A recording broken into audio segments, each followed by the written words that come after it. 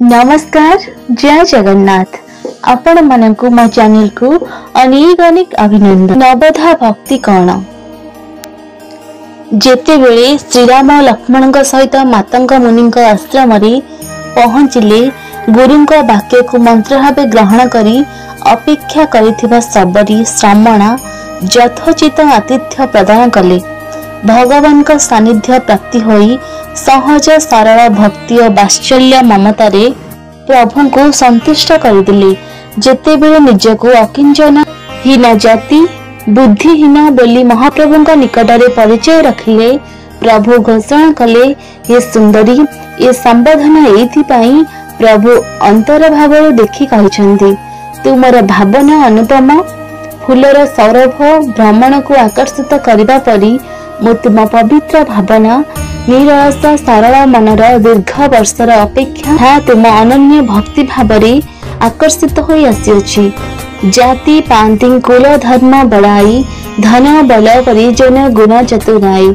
हे भामिनी, मो निकटरे जाति पाति कुल धर्म बड़ाई बड़ कुटुंब गुण और चतुरता निकटरे सम मूल्य बा मूल्यहीन, कारण मु केवल भक्ति को खोजी थाए। भक्ति विहीन जीवन निरर्थक। उदाहरण ठीक एमिति, आकाशरे घन घोटिया मेघ खूब जोर रे आसी जदि टोपाए जल न बरसिला परी, हे श्रमणा तुमे मोर नवधा भक्ति को मन दे शुण। सत्संग ही प्रथम भक्ति अटे। श्रद्धार सहित साधु सन्थक सहित मो कथा आलोचना को श्रवण करबा प्रथम भक्ति अटे। ठीक जेमिति तुमे मातंग मुनि आश्रम निकटरे वृक्ष कोटर रही बालिका समय मो विषय से शुणी मो प्रति भाव सृष्टि होइथिला। मोर पवित्र कथा शुणी जे सेथिरे रुचि रखे, तार ठीक तो परी मो कथारे जहार रुचि सृष्टि हुए, यह द्वितीय भक्ति। संतंग सहित किछि दिन संग परे सेमानंक मध्यरु जनक गुरु भावरे ग्रहण करी तांका सेवा पाई आग्रही हेबा तीन नंबर भक्ति अटे। जेपरी तुमे प्रत्येक दिन भोर समय आश्रम ओळाइबा पुष्प और हवन काष्ठ संग्रह करुथिल, एहा गुरुंक मनरे तुम पाई करुणार धारा सृष्टि करे। चतुर्थ नंबर भक्ति कपट भाव स्वार्थ ईर्षा परित्याग करी मो गुणानुवाद करिदिबाकू लागे। जेतेबेले तुमे कोटर लुचि रहुथिल, मो गुणानुवादन तुमे भोक शोष भूली जाउथिला। निर्मल मन जनस मोहि पावा, मोहि कपट छल छिद्र न भावा। कपट धर्म जहि नाही, परम शास्त्र अटे सेही। गुरुंक प्रदत्त मंत्र केउठी अछि केउठी आसिछंती ताहा बड़ कथा नुहे। विश्वास सहित गुरुंक आदेश को मंत्र मूलम गुरु वाक्यम भावरे ग्रहण करी मोर जप दृढ़ विश्वास सहित करिबा। भजन मो सहित भाव विनिमय करिबा 5 नंबर भक्ति अटे।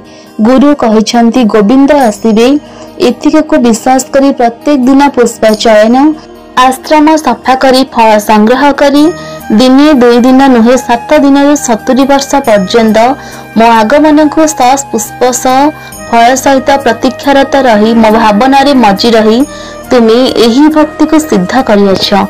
भक्तिर सहित इंद्रिय मानक बहिर्मुखी अंतर्मुखी करी स्थिरता पूर्वक वैराग्य सहित निरंतर संथ धर्मर पालन बा उच्चारण आचरण को एक करिबा 6 नंबर भक्ति अटे।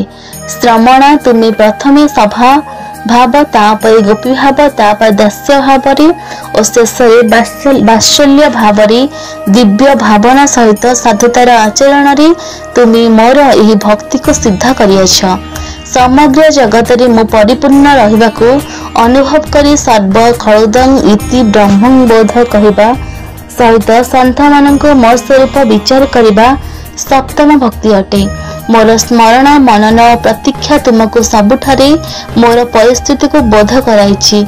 मो प्रतीक्षा भितरे जेउ साधु अतिथि आसिछंती सेमानंक आदर अभ्यर्थना समय काले मु आसी जाई पारे भावना रे मझी सेवा प्रदान करबा सहित एही भक्ति भाव अनुभव करियछ। जेमिति मिला सेतिकिरे भगवान कृपा भावी संतुष्ट हेबा सहित अन्यर गुण दर्शन पूर्वक कहार दोष को विचार भितर को न आनिबा अष्टम भक्ति अटंदी। ଯଥା ହଂସନ୍ ବତ୍ କ୍ଷୀର को ग्रहण करी नीर को परित्याग करवा। हे आदरणीय श्रमण मते प्रतीक्षा करी केते निंदा प्रशंसा को देह को न नहीं मो परीक्षा भावी आदर एकनिष्ठ मोर अपेक्षा करी तुम्हें तुमर अष्टम भक्तिर अनुभव करियछ। सरल भाव में समस्त सहित छंद कपट त्याग करी मते पूर्ण रूपे भरोसा करी दुख और सुख को समभाव ग्रहण करवा नवम भक्ति अटे। ये श्रमण तुम्हें मोर नव भक्ति को सिद्ध करी मोर दर्शन करने सफल होइछ। वास्तव में नवम भक्ति मध्यरु जदि गोटे नारी पुरुष अथवा जेकोसी जीवन निकट में प्रकाशित हुए से मोर अत्यंत प्रिय हो जाए। भक्ति प्राप्ति हेले जीव मते मो कृपार दर्शन करी निज मध्यरे मते मो मध्यरे निज को अनुभव करी परम सत्य बोध करी जीवन को धन्य कर दिए।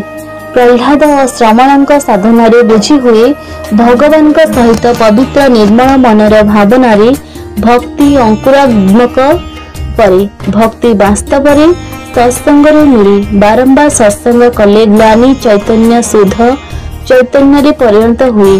भगवत नाम जप मनन श्रवण विश्वास और श्रद्धा भक्ति प्राप्तिर आरंभ करे।